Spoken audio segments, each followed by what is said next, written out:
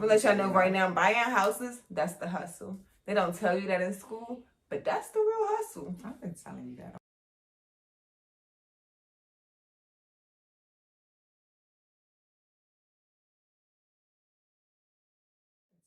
All your life. Hey guys, so today I'm here with my mom and my real estate agent, Allison, but I'm not gonna call her that. I'm just gonna call her mom during this process.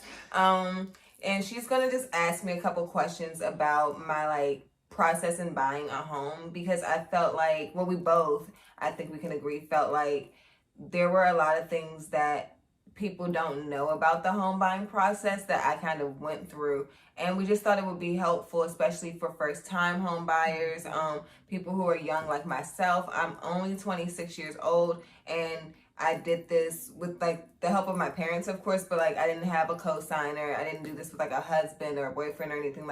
I did this on my own. So I think there was a lot that I had to learn along the way, and she was very helpful during this process. So she's just gonna ask me, a couple questions so that you guys can really get to understand what it's like to not only buy a home, but buy a home in a very challenging market, because it was a seller's market. Correct, sellers? Yes. All right. So she's gonna take it away. All right. So first off, congratulations. Super proud of you and your accomplishments. So just want to say that again. Thank you. But I think it's important for everyone to understand. So I have some questions here. I just don't want to make sure I don't miss anything. Okay. How long ago did you start prepping for the home buying process? So prepping is kind of two parts. So you have this long-term phase of prepping, I would say. I started that around the beginning of COVID. And that was saving money to buy a home. Now, so March. Yeah, so March-ish, February, March, 2020. And it was easy for me to save during this time just because everything is closed here. So I wasn't spending as much money. My work conditions were different, so that allowed me to save money. So I was just really, really saving at an exponent.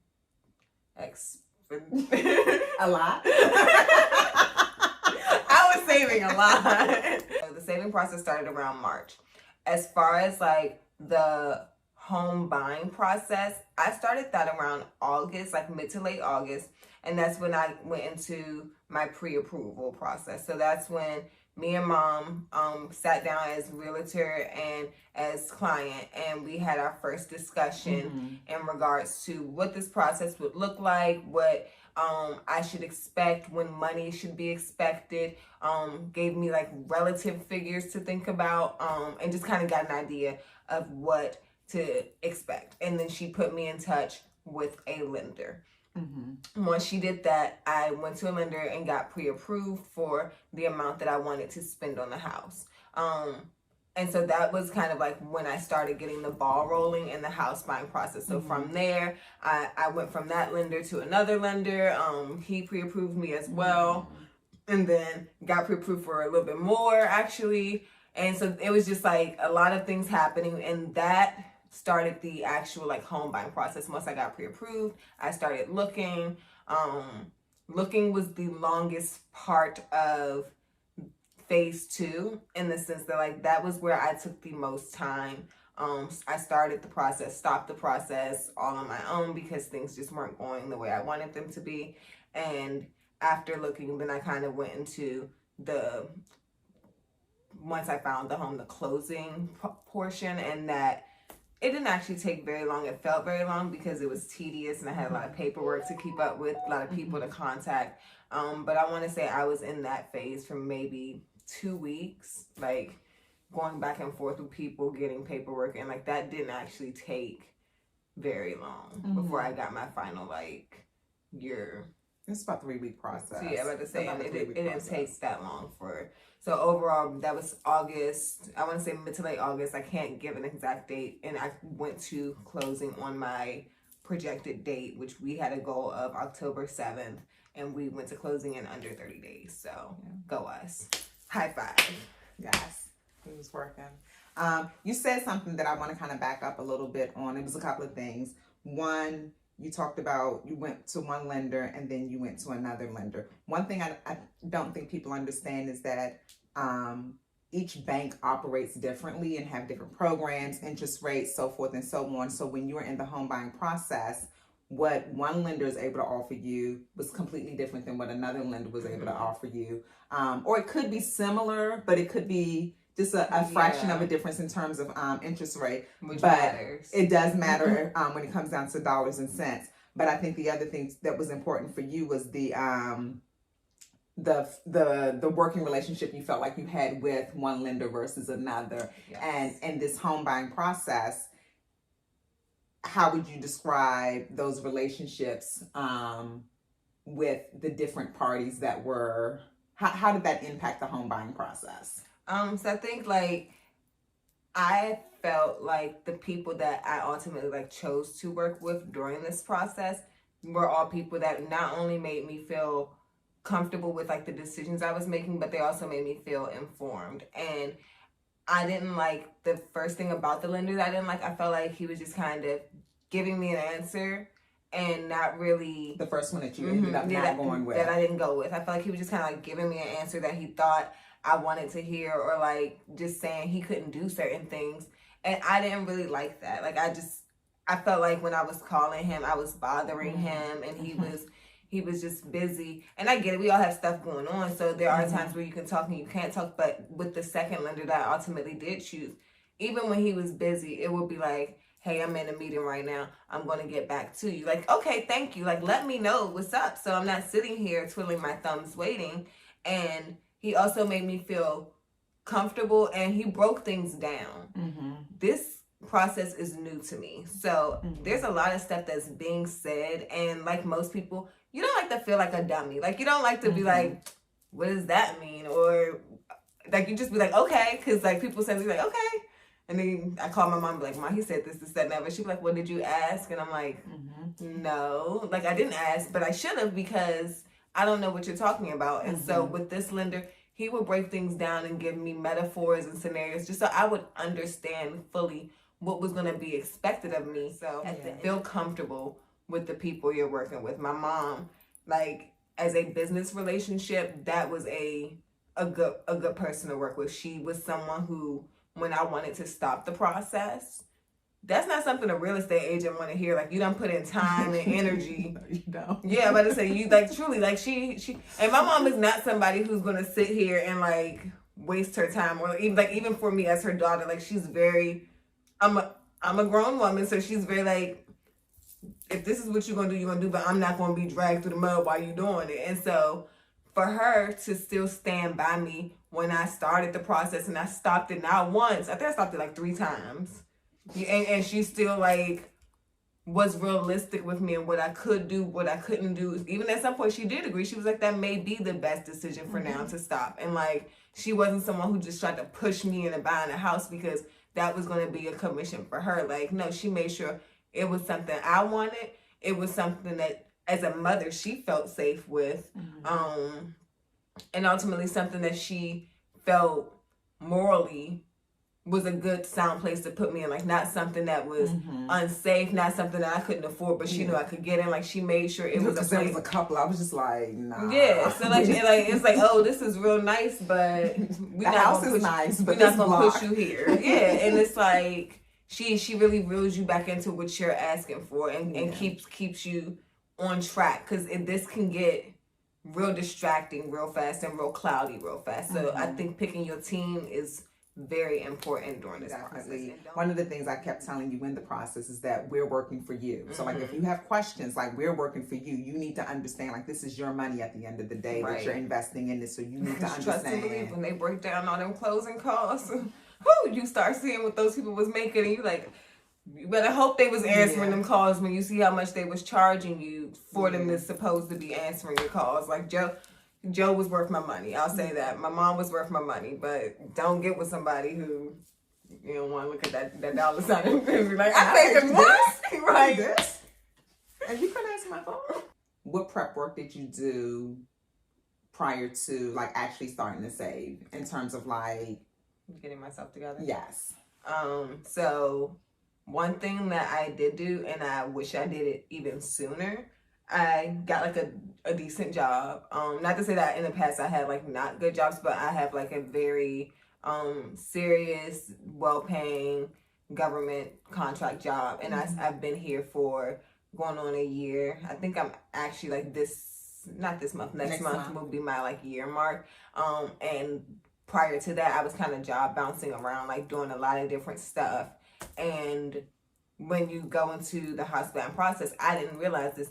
They don't just look at like how much money you have and everything. They look at your job history and how, I think it's like 2 years back, and how long you were at the place, if those places of business are consistent. So like, how do they correlate? So that's something that I did do, but I didn't do it soon enough, and I wish I did. So working at a place long term and just having that sound income, if I say that stability, that was one thing.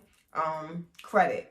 I started my credit a long time ago. Like, that's not even something that's like recent. I started working on my credit when I was in college. My dad got my first car in his name and put me on it. And he paid the note. And then that was my only thing for credit. Like, that's all I had. I had no credit cards, no anything. That was all. And that built up my credit. And then I was able to get my next car in my own name, without any cosign. So I did that. That built up my credit. So after that, I just bought my own cars every time. Like, I've always bought my own cars. Then I started like taking other like small stuff out in my name. Like, I bought a computer, put money down on it, put a little bit of credit on it, paid that off. Responsible with your credit. Yeah. Which I think one thing that a lot of people don't understand is that you can have a good job and make good money, but if your credit is crappy, the lenders look at that. Or if your debt to income ratio is high, but you make good money, the lenders look at that. And debt to income is one I did not prep for. Right. That was that was the hurdle that we had to overcome. And we're going to get to that. But one of the things that I try to impress upon people is that the lenders are looking at you to see, if I give you $400,000, are you going to be able to pay it back? Right. And so they're looking at everything in totality. How much you make, how long have you worked there, what is your current situation in terms of paying your bills? And so all of that is taken into consideration, and they're monitoring that up until you sign the paperwork. So your credit is like one of the biggest things that I tell people. Like, even if you're not looking to buy a house, at some point you will, and those decisions that you made a year or two ago that may not have been credit smart will come back to haunt you when it comes time to purchase a house. Because even if you're making good money, if you have a higher interest rate, that impacts your monthly payment, and no one wants a high monthly payment. But we stumbled across the topic of debt to income ratio, which was one of the challenges that when it hit us in our face during this process, it was just kind of like, wow. And you, like most young people who are college educated, your debt to income ratio is high because of your student loans. So we want to talk a little bit about that, and just like how it presented itself as almost a daunting task, but how we were able to figure it out. Talk about that. I don't want to give it away. So my debt to income ratio, literally, so funny story. We're driving and we were in a neighborhood and we saw this really, really, really nice house, like really gorgeous new built house, and went in, talked to the guy. Like, my mom called the people so we could get into the house. Like, I'm talking like she out here working magic, because the house, all the rest of the houses on the block were sold. And so she calls them and she's like, hey, is any of the houses for sale? And he's like, actually, we just had one. The contract didn't go through. So we're like, okay, can we get in to see it? So we hop out the car, we go see it. We love it.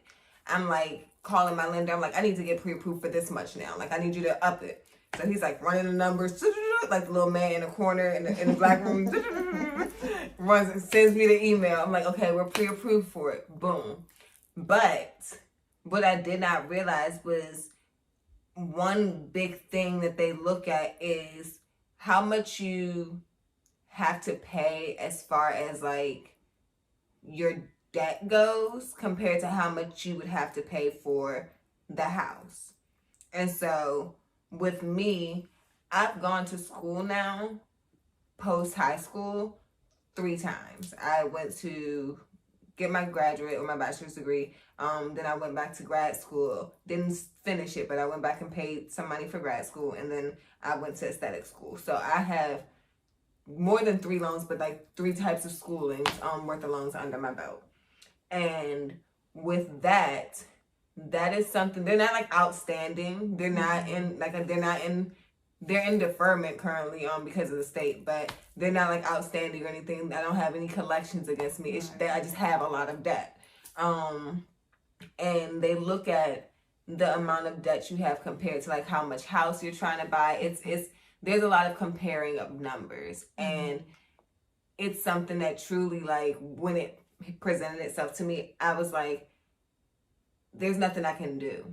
Like, when you hear that and someone's not talking to you about a $20 debt or a $300 debt or even a $3,000 debt, like, they're talking over 50K. Like what are you supposed to do to knock this number down to the point where I can't remember what the percentage is that I had to fall under. You had to, I think it was, you had to be under 45%, and you were like 46.7. Yeah, but and then like whatever that number is, it's like it's tight. Like like you can't be 0.1 over it. Like, so because you were just a smidge over it. And so they were like, well, can you pay this many thousands down off the car? Can you do this? And it was just like, and save up to buy a house? Right. Like, who?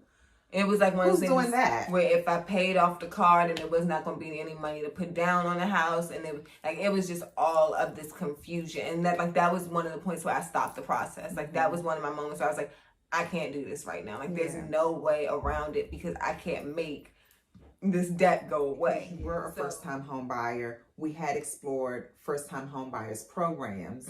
And that house that you actually looked at fell into a program as well. And we were like, you met all the qualifications in terms of income, credit. It was the debt to income ratio that put you out of reach for that one. But the other first-time home buyers programs, you fell into all of the categories in terms of income, house location, debt to income ratio was fine for that program. But then when we looked at the numbers, yes, they were going to give you money towards down payment assistance, but the interest rate was higher. And so that meant for the life of the loan, you would have been paying back more money. So we strategically made a decision to not participate in first-time home buyers programs with you. The other reason we also chose not to do it is that because when you do first-time home buyers programs here in Maryland, they take 45 days to process the loan because there's an extra level of scrutiny that your loan application has to go through. Well, we're in a seller's market, and no seller wants to wait 45 days when they have other people closing in 30 days. And so to be competitive, she had to be able to close and say she can go to closing within 30 days.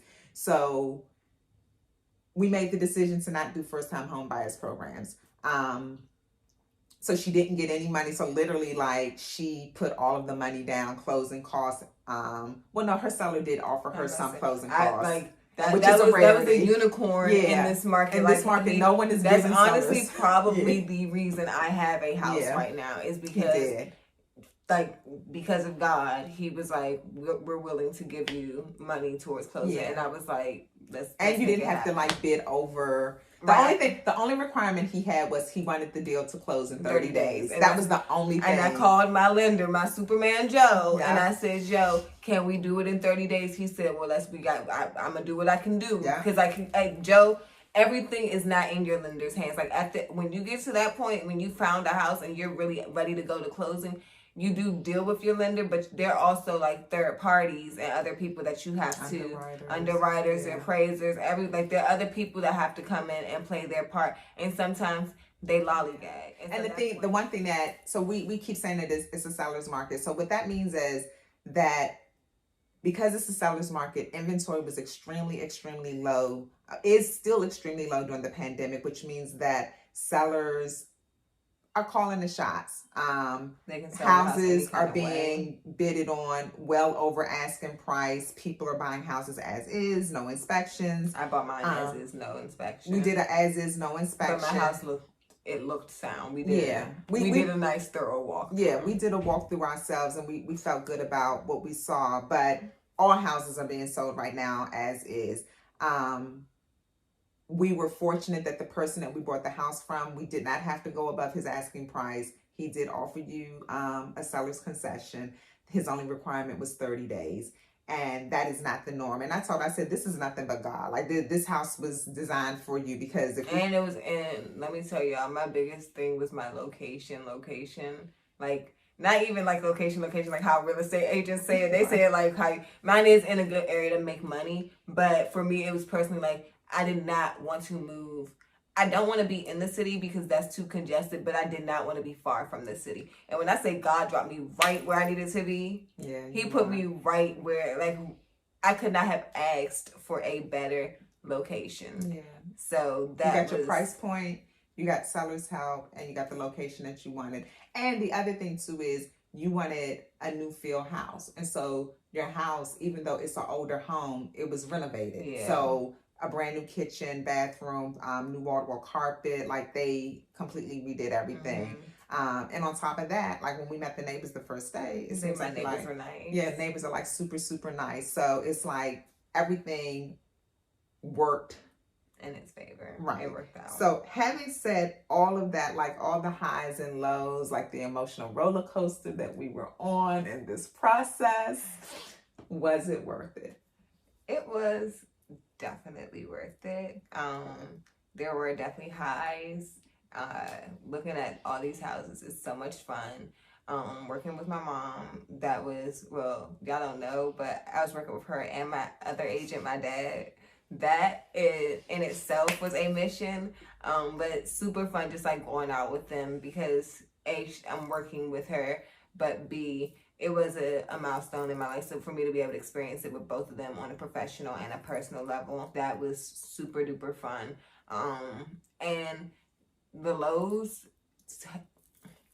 she told me at the beginning of this, like, this is an emotional process. And I was like, all right, yeah, okay. Like, you like, all right, right? I'm with the Kanye face, right? No.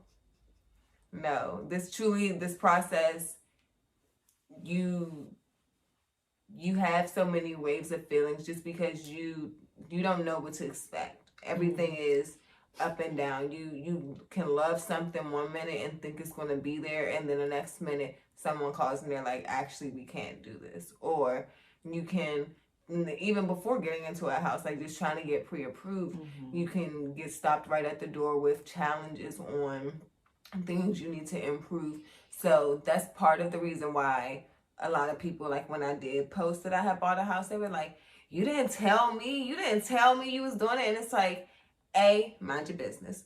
But B, no, but for real, the real reason is because in the same breath that you could say you buying a house, it could be taken away. Yeah. Like, and it's like, you don't want to tell a whole bunch of people you about to do something, and then they ask about it, and you got to explain. And sometimes that explanation is embarrassing. Like, it's not something you want to explain to somebody. So it's just better until you get to that closing table and you sign all of those papers.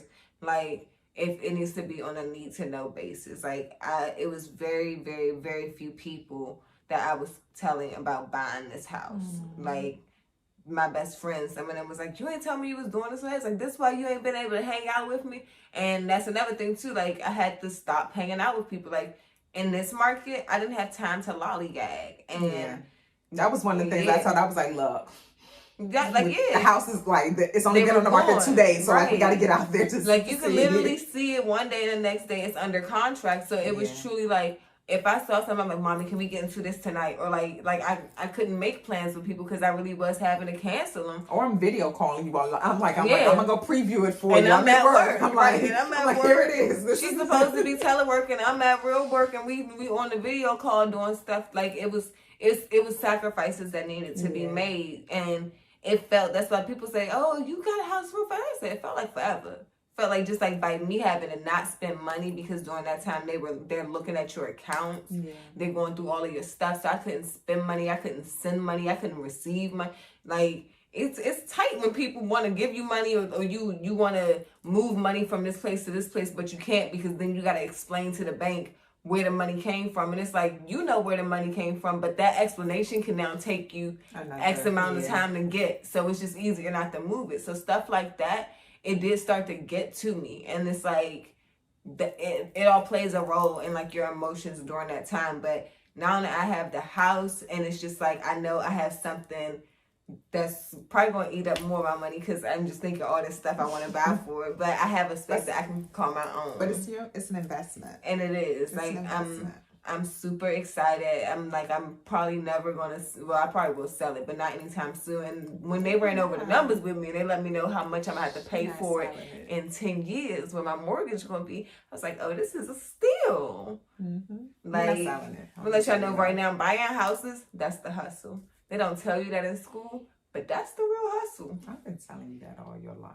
She ain't never teach me in school. That's what I'm saying. She don't listen. I said, they don't tell you that in school. I've been telling you that your whole life at home. Telling you. But yes, this was definitely a process that I will do again, and I feel like now I know a little bit more what to expect. I'm not new to this, and I definitely want you guys to just tune in to my channel and just grow with me as a homeowner, grow with my house, because we are all starting this together. This is all of this is starting at the same time. The channel, me being a homeowner, you having an empty home.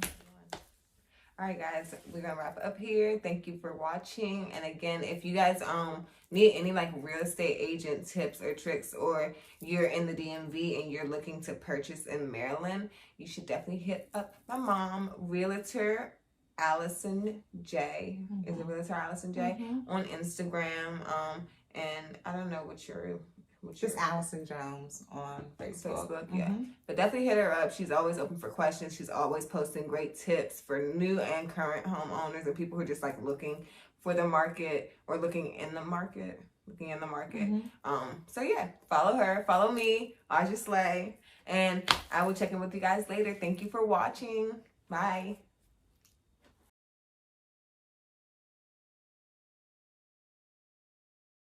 Does it to you? Maybe my brightness is low. I don't want my sweatpants to show. I can't really see. It looks like, it still looks dark to me.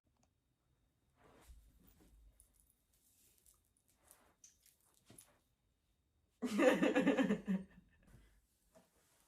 is this angle? And the side. Up. You want to edit this? Okay, you got it. I got it.